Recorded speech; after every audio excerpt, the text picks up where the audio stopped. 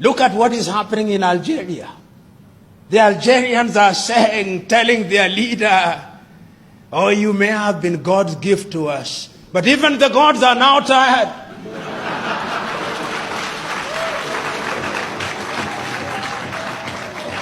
And it's not only in Algeria that they are saying that. In Sudan, they are telling the Sudan, we know that you may have been God's gift, but the gods now want you. In South Sudan, which has been at ease for a long time, just this weekend, the two leaders have now recognized that the matter is very spiritual. They have gone to the Vatican for a spiritual retreat. Things are beginning to get serious. And ladies and gentlemen, Africa can be great. Africa must be great. But in order for Africa to be great, we must inject what I've called at a different setting, we must inject hygiene in our politics. And there is something to learn from every civilization. One of the things that we can learn from the Western countries, which is positive, is that to a large extent they have now made competition in their political arena a competition of ideas. So that in many Western countries, a leader sees public office as an opportunity for service. So that when there is a vote in the United Kingdom as to whether they should leave or not, and they vote to leave, the young David Cameron leaves office. Can you imagine an African president saying, I'm now resigning because I lost the vote? He'll say, I did not vote. It is the people who voted. They do it, and there is something to learn from it. Look at what is happening again in that area of Brexit. Their prime minister said, if you approve my plan, I will leave office.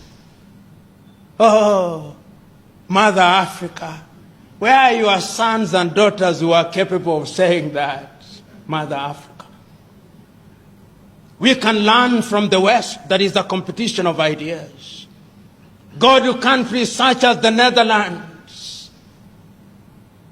The prime minister rides to work. Oh, Africa. If you should see the convoy of an African minister, not a president, I'm not touching the president. The presidents are in a different world. The African minister. The African minister will never queue. Oh, he's anathemic.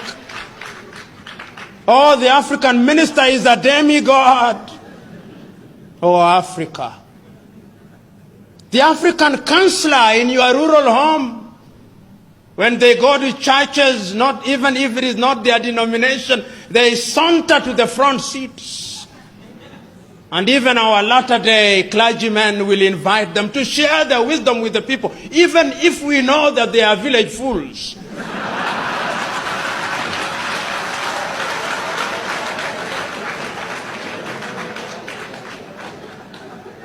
If there is anything that we must learn from Western Europe, is that they have gone through enough problems and they are capable of organizing their affairs, and they have demystified political leadership. We must demystify political leadership going forward.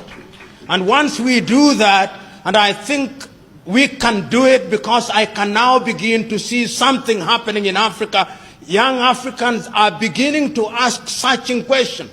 Africans are beginning to recognize that corruption is a cancer in our body politic. They are beginning to recognize that those who want to buy their votes don't mean well for them. They are beginning to recognize that there is enough money to change their lives if the thieves are eliminated from the political arena. They are beginning to realize that commercialization of politics is a threat to democracy. They are beginning to rise up. And I think that those who have not smelled the coffee will be surprised. They will be surprised when the ground moves from under their feet. They'll be surprised when Africa begins to elect individuals who can demonstrate that they have ideas, because the politics of the 21st century is the politics of ideas and about competition of ideas.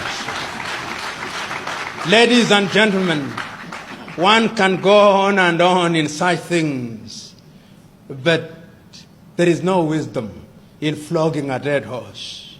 As I said at the beginning, I claim no authority on these matters.